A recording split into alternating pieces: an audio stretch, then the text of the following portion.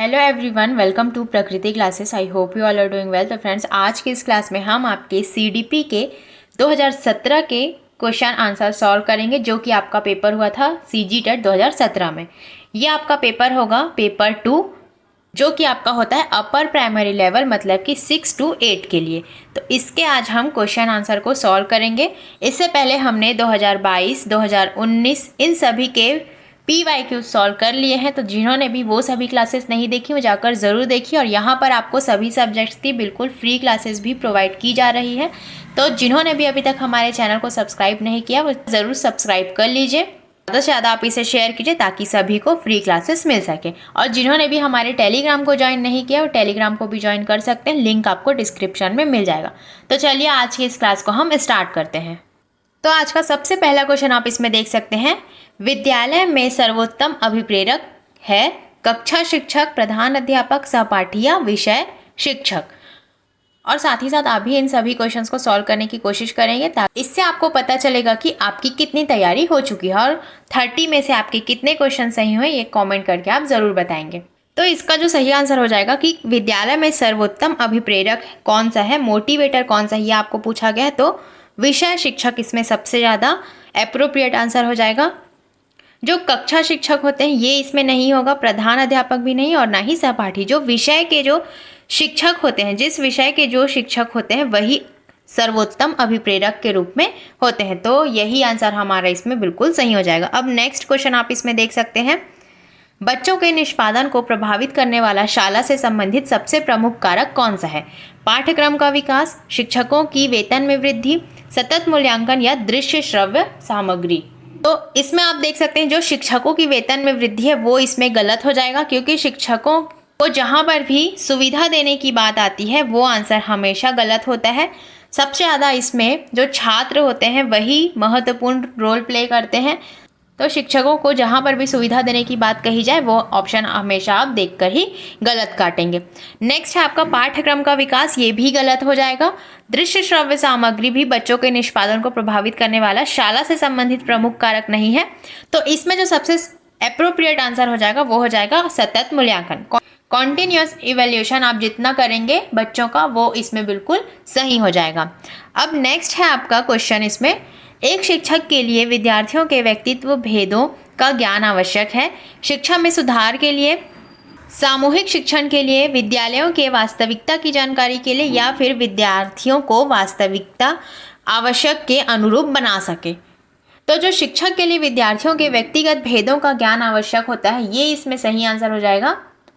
तो इसका जो सही आंसर हो जाएगा वो हो जाएगा विद्यार्थियों को वास्तविक आवश्यकता के अनुरूप बना सके, ताकि जो बच्चे होते हैं वो अपने दैनिक जितने भी आप उनके दिनचर्या होते हैं वे अच्छे से कर सके, इसीलिए वास्तविक आवश्यकता के अनुरूप बना सके। यही आंसर इसमें बिल्कुल सही हो जाएगा। अब नेक्स्ट आप इसमें देख सकते हैं, इन सभी क्वेश्चंस को सॉल्व करने से आपको ये भी पता चलेगा कि आपके एग्जाम में किस लेवल के क्वेश्चन पूछे जाते हैं और आपकी तैयारी कितनी हो चुकी है। इसीलिए आपके लिए प्रीवियस ईयर क्वेश्चन सॉल्व करना बहुत ही ज़रूरी है। अब नेक्स्ट आप देख सकते हैं इसमें, निम्न में से किस जोड़ी का सहसंबंध नहीं है, मतलब कि कौन सी जोड़ी सही नहीं है, ये आपको बताना है। फ्रोबेल खेल खेल में, मारिया मॉन्टेसरी अलग सोच, केलर सहायक शिक्षण, या गांधी जी प्रदूषित हाथ। इसमें कौन सा सही नहीं है ये आपको बताना है। तो इस क्वेश्चन को जो है व्यापम के द्वारा विलोपित किया गया था, तो इसे स्किप करते हुए हम नेक्स्ट क्वेश्चन की ओर बढ़ते हैं। नेक्स्ट क्वेश्चन आप इसमें देख सकते हैं, एक बालक की मानसिक आयु 15 वर्ष है और शारीरिक आयु 12 वर्ष है, उसकी बुद्धि लब्धि होगी 105, 125, 80 या 120। ये आपके बुद्धि से संबंधित क्वेश्चन है। तो बुद्धि के बारे में हमने बहुत ही डिटेल में पढ़ा था, तो वो लेक्चर जिन्होंने भी नहीं देखा है वो जाकर ज़रूर देखिए। सभी क्लासेस आपको प्लेलिस्ट में मिल जाएंगी। तो जो मानसिक आयु उसकी 15 वर्ष है, इसका जो सूत्र होता है IQ इक्वल MA/CA × 100। जो MA होता है इसे आपका मेंटल एज कहा जाता है और CA को आपका क्रोनोलॉजिकल एज कहा जाता है। मतलब कि ये होती है आपकी मानसिक आयु और ये होती है आपकी वास्तविक आयु। इसे आप 100 से गुणा करते हैं। तो इसमें आपका आ जाएगा, जो आपकी मानसिक आयु दी गई है वो आपकी दी गई है 15, और जो शारीरिक आयु मतलब कि वास्तविक आयु जो है वो है 12। अब इसे आप इंटू करेंगे 100 से, तो इसका जो सही आंसर हो जाएगा वो हो जाएगा 125। इस प्रकार से आपको इसे सॉल्व करना होता है। तो अगर आपको ये फॉर्मूला पता होगा तो आप ये सभी क्वेश्चन आसानी से सॉल्व कर पाएंगे। तो ये आंसर इसमें हमारा बिल्कुल सही हो जाएगा। 125 इसमें उसका IQ लेवल हो जाएगा। तो इसी प्रकार से आपको ये जो सूत्र वाले क्वेश्चंस होते हैं उसे सॉल्व करना होता है। ये सूत्र याद करना बहुत ही जरूरी है। अब नेक्स्ट आप इसमें देख सकते हैं, मूल्यांकन एक सतत प्रक्रिया है जिसमें सम्मिलित है सीखने वाला, पाठ्यक्रम, शिक्षण के उद्देश्य या उपरोक्त सभी। इसमें आ जाएंगे आपके उपरोक्त सभी, क्योंकि मूल्यांकन एक सतत प्रक्रिया होती है। इसमें सीखने वाला भी महत्वपूर्ण है, पाठ्यक्रम भी और शिक्षण के उद्देश्य भी इसमें महत्वपूर्ण हो जाएंगे। तो उपरोक्त सभी इसमें बिल्कुल सही हो जाएगा। नेक्स्ट अब आप इसमें देख सकते हैं, विद्यार्थियों में नैतिक मूल्यों का विकास महत्वपूर्ण होता है। आप इस विकास के लिए क्या करना चाहेंगे? नैतिक मूल्यों से संबंधित कार्यों द्वारा उत्साहवर्धन, व्याख्यान का आयोजन, नैतिक मूल्यों पर आधारित कहानियों का प्रदर्शन या स्वयं को आदर्श के रूप में प्रस्तुत करना।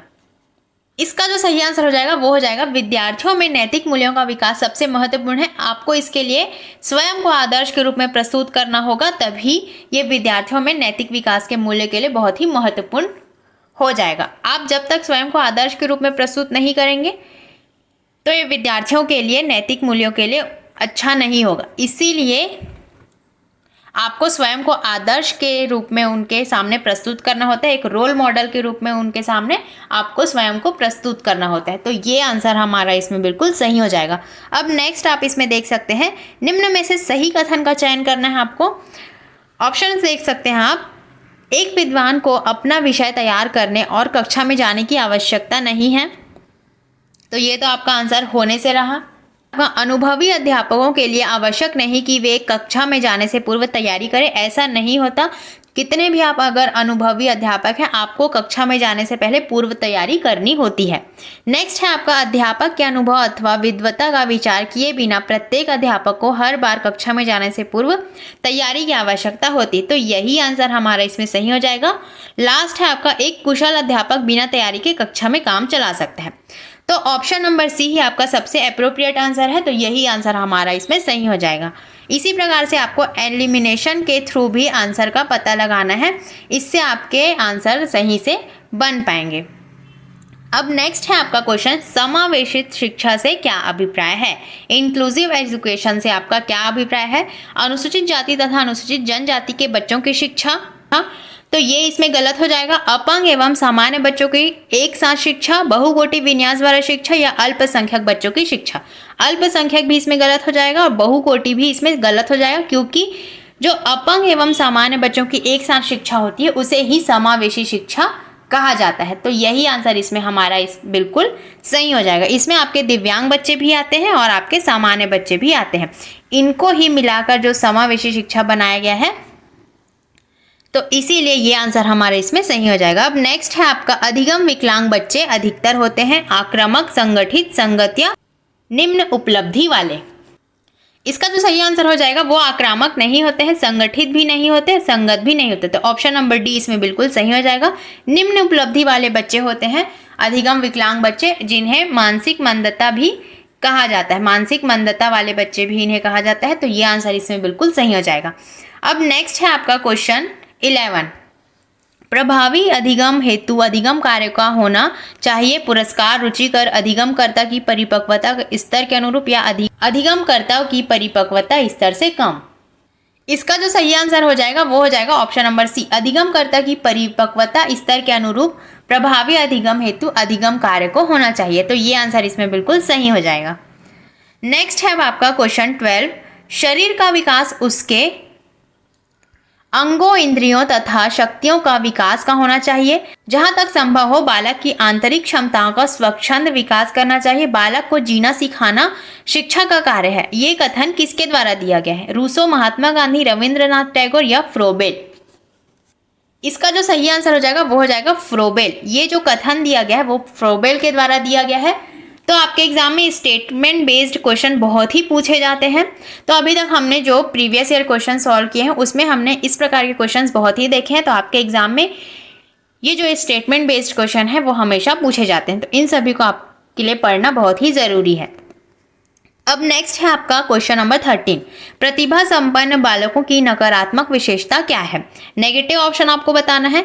नेगेटिव क्वेश्चंस को आपको बहुत ही ध्यान से पढ़ना होता है, क्योंकि इसमें जो स्टूडेंट होते हैं वो अक्सर गलती करके आते हैं। इसीलिए इन सभी क्वेश्चन को आप ज़्यादा समय लेकर थोड़ा ध्यान से पढ़ेंगे।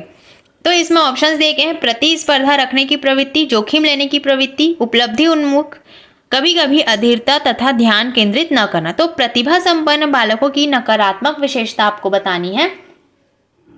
इसका जो सही आंसर हो जाएगा वो हो जाएगा कभी कभी अधीरता तथा ध्यान केंद्रित न करना, ये इसमें नकारात्मक विशेषता हो जाएगी। बाकी प्रतिस्पर्धा रखने की वृद्धि ये सही है, जोखिम लेने की प्रवृत्ति ये भी सही है, और उपलब्धि उन्मुख ये भी सही है। तो ऑप्शन नंबर डी ही इसमें बिल्कुल सही हो जाएगा, यही इनकी नकारात्मक विशेषता होती है। नेक्स्ट अब आप इसमें देख सकते हैं, अधिगम संबंधी कठिनाइयों और कमियों के स्वरूप का निर्धारण होता है मानकीकृत परीक्षण से, बुद्धि परीक्षण से, निदानात्मक परीक्षण से, या फिर वस्तुनिष्ठ परीक्षण से। इसका जो सही आंसर हो जाएगा, जो आपके अधिगम संबंधी कठिनाइयों और कमियों के स्वरूप का निर्धारण होता है वो आपका होता है निदानात्मक परीक्षण से। डायग्नोस्टिक टेस्ट इसमें बिल्कुल सही हो जाएगा। इसमें जो डायग्नोस्टिक टेस्ट होते हैं इसमें बच्चों की समस्याओं की पहचान की जाती है, इसीलिए इसे निदानात्मक परीक्षण कहा जाता है। तो ये आंसर इसमें बिल्कुल सही हो जाएगा। अब नेक्स्ट आपका है क्वेश्चन, इसमें निम्न में से बहुबुद्धि का प्रकार नहीं है: भाषाई बुद्धि, स्थानिक बुद्धि, अंतर्वैयक्तिक, या फिर विश्लेषण बुद्धि। तो जो आपके हार्वर्ड गार्डनर थे, हार्वर्ड गार्डनर की थ्योरी भी हमने बहुत ही डिटेल में पढ़ी। उन्होंने कितने प्रकार की बुद्धि के बारे में बताया था, उन सभी को हमने बहुत ही डिटेल से पढ़ा है। तो जिन्होंने भी वो वीडियो नहीं देखी वो जाकर ज़रूर देखिए, बिल्कुल इम्पॉर्टेंट थ्योरी यहाँ पर आपको कराई गई है। तो सभी क्लासेस को आप जरूर देखिए। तो गार्डनर ने जो बुद्धि बताई थी वो बताई थी उन्होंने 8 प्रकार की बुद्धि। उसमें से जो आपके आ जाते हैं, ये जो भाषाई बुद्धि ये इसमें आ जाएंगी, स्थानिक बुद्धि भी आ जाएगी, अंतर्वैयक्तिक बुद्धि भी आ जाएगी, लेकिन जो विश्लेषण बुद्धि है ये इसमें नहीं आएगा। तो ऑप्शन नंबर डी ही इसमें बिल्कुल सही हो जाएगा, क्योंकि यही इसमें बुद्धि के प्रकार में नहीं है। और इसके अलावा आपके आते हैं तार्किक बुद्धि आ जाते हैं इसके अंतर्गत, और आपका आता है संगीत बुद्धि आ जाता है, सांगीतिक बुद्धि आ जाता है। अंतर्वैयक्तिक के साथ साथ इसमें अंतर्वैयक्तिक भी आता है। इसके नाम आप इंग्लिश में ही याद रखें, क्योंकि इंटरपर्सनल और इंट्रापर्सनल में बहुत ही लोग कंफ्यूज होते हैं, इसीलिए इसके नाम आप इंग्लिश में ही याद रखेंगे। इसके बाद आप क्या जाते हैं, प्रकृतिवादी बुद्धि, अस्तित्ववादी बुद्धि। तो ये सभी आपके बुद्धि के 8 प्रकार हार्वर्ड गार्डनर ने बताए थे। तो ये सभी नाम आप इसमें याद रखेंगे। तो इसका सही आंसर हो जाएगा विश्लेषण बुद्धि, यही इसमें नहीं आएगा। अब नेक्स्ट है आपका क्वेश्चन नंबर 16। वह बच्चे जिनकी मानसिक आयु उनकी कालानुक्रमिक आयु से कम होती है वो क्या कहलाते हैं: प्रतिभाशाली, सामान्य, अधिगम, अपंगता, या मंदित बालक। इसका जो सही आंसर हो जाएगा वो हो जाएगा जो मानसिक आयु और उनकी कालानुक्रमिक आयु से कम होती है, मतलब कि जो उनकी मेंटल एज होती है वो उनके क्रोनोलॉजिकल एज से कम होती है, तो वो बालक कहलाते हैं मंदित बालक। रिटार्डेड चिल्ड्रन उन्हें कहा जाता है। तो ये आंसर इसमें बिल्कुल सही हो जाएगा। और जिनकी मानसिक आयु उनके काल अनुक्रमिक आयु से जो अधिक होती है तब उन्हें कहा जाएगा प्रतिभाशाली विद्यार्थी। और जब किसी जो व्यक्ति होते हैं उनके मानसिक आयु और कालानुक्रमिक आयु जो होती है वो बराबर अगर होंगी तो वो बालक कहलाएंगे सामान्य बालक। तो ये सभी चीज़ें आप इसमें याद रखें, किसी भी पॉइंट से आपके एग्जाम में क्वेश्चन पूछे जाते हैं। नेक्स्ट अब आप इसमें देख सकते हैं, उच्च स्तरीय ज्ञानात्मक कौशलों का विकास करने में निम्नलिखित में से सर्वाधिक उपयुक्त है: व्याख्यान प्रदर्शन, भूमिका अभिनय, चर्चा सत्र, या खोज अधिगम। इसका जो सही आंसर हो जाएगा, जितना इंक्वायरी लर्निंग आप करेंगे वो आपके लिए बहुत ही ज़रूरी होता है। तो यही आंसर इसमें हमारा बिल्कुल सही हो जाएगा, खोज अधिगम बिल्कुल इसमें सही हो जाएगा। नेक्स्ट है अब आपका क्वेश्चन नंबर 18। अगर शिक्षक बच्चों को कक्षा से बाहर मिट्टी में खेलता पाता है तो बच्चों को समझाकर अपनी पाठ योजना के उद्देश्यों को पूरा करें, एक नए उद्देश्यों के साथ उस पल को यादगार बनाएं, बच्चों को उनकी रुचि के अनुसार खेलने दें, या फिर बच्चों को अनुशासन सिखाएं। इसका जो सही आंसर हो जाएगा वो हो जाएगा एक नए उद्देश्यों के साथ उस पल को यादगार बनाएं। तो शिक्षक को बच्चों के लिए यही चीज़ें करनी चाहिए। तो ये आंसर इसमें बिल्कुल सही हो जाएगा। अनुशासन आपके लिए नेगेटिव वर्ड होता है, तो ये आंसर इसमें हमेशा गलत होगा। आपको बच्चों को अनुशासन, दंड, इस प्रकार के कार्य आपको बच्चों के साथ नहीं करने हैं। तो ये आंसर इसमें बिल्कुल हमारा सही हो जाएगा। ऑप्शन नंबर बी ही इसमें बिल्कुल सही हो जाएगा। अब नेक्स्ट है आपका क्वेश्चन, आर्किमिडीज ने अपनी समस्या का हल तब पाया जब वह अपने स्नान टब में था। यह सृजनात्मकता की प्रक्रिया के किस सोपान के अंतर्गत आता है: तैयारी, उद्भवन, प्रतिपन, या फिर सत्यापन। इसका जो सही आंसर हो जाएगा वो हो जाएगा उद्वन इसमें बिल्कुल सही हो जाएगा। जो उद्वन होता है इसका जो अर्थ होता है वो एक नए चीज़ की खोज करना होता है, नए चीज़ की खोज करना ही उद्वन कहलाता है। तो यही आंसर इसमें बिल्कुल सही हो जाएगा, क्योंकि जो आर्किमिडीज था उसने अपनी समस्या के हल के दौरान ये पाया कि जब वो स्नान टब में था तभी उसने एक समस्या का हल निकाला। तो ये एक नई खोज से संबंधित होता है। तो यही आंसर इसमें हमारा सही हो जाएगा। नेक्स्ट क्वेश्चन आप इसमें देख सकते हैं। अब लास्ट के 10 क्वेश्चन और बच गए हैं, तो लास्ट तक आप जरूर बने रहेंगे। इसमें दिया गया है कि पुरस्कार की अधिगम में महत्वपूर्ण भूमिका है। यह मुख्य विशेषता किस अधिगम उपागम की है? व्यवहारवादी, संज्ञानात्मक, मानवतावादी या वैज्ञानिक? सही आंसर हो जाएगा व्यवहारवादी। व्यवहारवादी इसमें बिल्कुल सही हो जाएगा।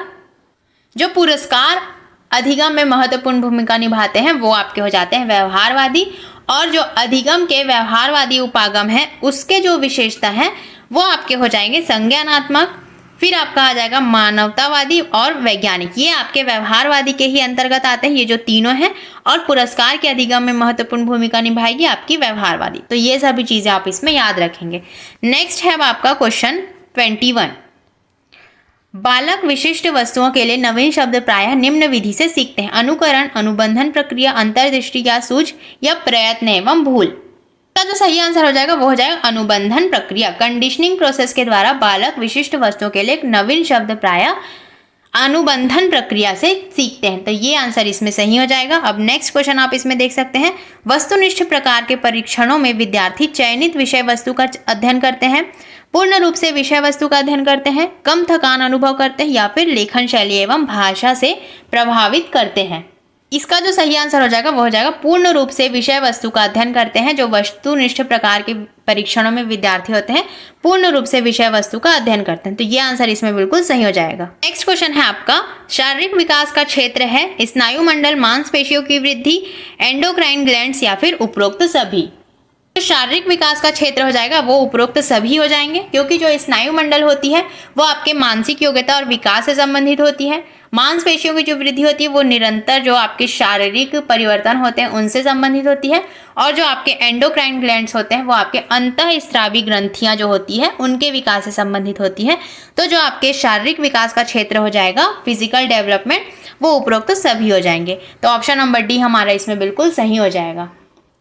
अब नेक्स्ट क्वेश्चन आप इसमें देख सकते हैं, क्वेश्चन नंबर 24। सोच की प्रक्रिया जिसमें विचारों की उत्पत्ति या नए एवं मौलिक और लाभप्रद विचार समाहित हो, कहा जाता है इसे रचनात्मकता, नवाचार, बुद्धिमत्ता या सिनेप्टिक्स? इसमें जो सही आंसर हो जाएगा वो हो जाएगा आपका रचनात्मकता। रचनात्मकता, क्रिएटिविटी इसमें बिल्कुल सही हो जाएगा। अब नेक्स्ट है आपका क्वेश्चन नंबर 25। शाला आधारित मूल्यांकन की विशेषता है एक ही समय में सभी के लिए एक ही कार्य का समायोजन, शिक्षक के लिए प्रतिक्रिया कम या नहीं, शिक्षण व सीखने में सुधार की कमी या उपरोक्त सभी? तो शाला आधारित मूल्यांकन की जो विशेषता है इसमें इसका सही आंसर हो जाएगा एक ही समय में सभी के लिए ही एक कार्य का समायोजन। इसमें बिल्कुल सही हो जाएगा। अब नेक्स्ट आप इसमें देख सकते हैं क्वेश्चन नंबर 26। बालक अपने वातावरण के साथ अंतःक्रिया द्वारा अपनी स्वयं की समझ का निर्माण कर लेते हैं। यह कथन किसके द्वारा दिया गया है? स्किनर, पावलोव, पियाजे या बर्ट? तो हमने हमारी थ्योरी में स्किनर, पावलोव और पियाजे इन सभी की थ्योरी बहुत ही अच्छे से कराई है, तो वो सभी क्लासेस आप जरूर देखिए। इसका सही आंसर हो जाएगा वो हो जाएगा पियाजे। जो बच्चे अपने वातावरण के साथ अंतःक्रिया द्वारा अपनी स्वयं की समझ का निर्माण बना लेते हैं, वो कथन जो दिया गया है वो पियाजे के द्वारा दिया गया है। तो यह आंसर हमारा इसमें बिल्कुल सही हो जाएगा। और जो पियाजे हैं उन्होंने 4 प्रकार की अवस्थाओं के बारे में बताया। सबसे पहला उन्होंने बताया सेंसरी मोटर स्टेज, जिसकी अवस्था होती है 0 से मतलब कि जन्म से लेकर 2 वर्ष। फिर उन्होंने बताया प्री ऑपरेशनल स्टेज, इसकी जो अवस्था होती है वो होती है 2 से 7 वर्ष। फिर उन्होंने बताया है कॉन्क्रीट ऑपरेशनल स्टेज, इसकी अवस्था होती है 7 से लेकर 11 वर्ष। और लास्ट में उन्होंने बताया फॉर्मल स्टेज, इसकी जो अवस्था होती है वो होती है 11 से लेकर 15 वर्ष या इससे अबव। तो ये सभी चीज़ें आपको इसमें याद रखनी है। इसके बारे में हमने बहुत ही डिटेल से पढ़ा है, तो वो क्लास आप जरूर देखिए। नेक्स्ट है आपका अधिगम का परिणाम है मस्तिष्क में नवीन ज्ञान का संचय, अधिक सूचनाएं प्राप्त करना, पूर्व अनुभवों का उपयोग करने की उपयोगिता या फिर रूपांतरण एवं विकास। इसका जो सही आंसर हो जाएगा वो हो जाएगा रूपांतरण तथा विकास। अधिगम का परिणाम होता है रूपांतरण एवं विकास, यही इसमें बिल्कुल सही हो जाएगा। मॉडिफिकेशन एंड डेवलपमेंट इसमें सही हो जाएगा। अब नेक्स्ट है आपका ये कथन भी किसने कहा है, ये आपसे पूछा गया है। अन्य बालकों की विभिन्नताओं के मुख्य कारणों को प्रेरणा, बुद्धि, परिपक्वता, पर्यावरण संबंधी उद्दीपन की विभिन्नताओं द्वारा व्यक्त किया जा सकता है। मॉर्स एवं बिंगो, गैरिसन व अन्य, क्रो एंड क्रो या फिर स्किनर। इसका जो सही आंसर हो जाएगा वो हो जाएगा गैरिसन एवं अन्य ने ये जो कथन है उसे दिया है। तो ये आंसर आपका इसमें सही हो जाएगा। अब नेक्स्ट है आपका क्वेश्चन नंबर 29। एक बालक को अधिगम हेतु अभिप्रेरित करने का सर्वोत्तम तरीका क्या है? उसके गर्व एवं आत्मसम्मान की भावना को जांचना, उसके पास पूर्व से उपस्थित प्रेरकों को सही दिशा देना, उसे असफलता अथवा दंड के द्वारा डराना या उसे प्रशंसा के द्वारा लुभाना। तो एक बालक को अधिगम हेतु अभिप्रेरित करने का सर्वोत्तम तरीका आपका हो जाएगा वो हो जाएगा उसके पास पूर्व से उपस्थित प्रेरकों को सही दिशा निर्देश देना। यही इसमें बिल्कुल सही हो जाएगा। तो जो आपके पेडागॉजिकल क्वेश्चंस होते हैं उनमें कुछ कंटेंट बेस्ड होते हैं और कुछ आपके पेडागॉजिकल क्वेश्चंस होते हैं। मिला जुला संग्रह ही आपके एग्जाम में पूछे जाते हैं। आज का हमारा लास्ट क्वेश्चन आप इसमें देख सकते हैं। विद्यार्थियों में समस्या समाधान योग्यता के पोषण का महत्वपूर्ण तरीका क्या है? विमर्शक अभिवृत्ति निर्माण को उत्प्रेरित करना, उन समस्याओं पर बल देना जो उसके लिए वास्तविक है, औपचारिक तर्कना तकनीक का प्रशिक्षण देना या फिर सर्वमान्य उत्तर देने का स्वीकार करने से इनकार करना। तो जो विद्यार्थियों में समस्या समाधान योग्यता के संपूर्ण पोषण का महत्वपूर्ण तरीका हो जाएगा वो आपका हो जाएगा ऑप्शन नंबर बी, उन समस्याओं पर बल देना जो उसके लिए वास्तविक है। वास्तविक चीजें आपके लिए हमेशा पॉजिटिव वर्ड होता है। तो ये आंसर हमारा इसमें बिल्कुल सही हो जाएगा। तो दोस्तों आज की ये क्लास कैसी लगी कमेंट करके जरूर बताएंगे और ज़्यादा से ज़्यादा आप इसे शेयर कीजिए ताकि सभी को हमारी ये फ्री क्लासेस मिल सके। और जिन्होंने भी चैनल को सब्सक्राइब नहीं किया उस चैनल को हमारे सब्सक्राइब जरूर कर लीजिए और लाइक कमेंट जरूर कीजिए। चलिए मिलते हैं ऐसे ही नेक्स्ट क्लास में, तब तक के लिए thank you and take care.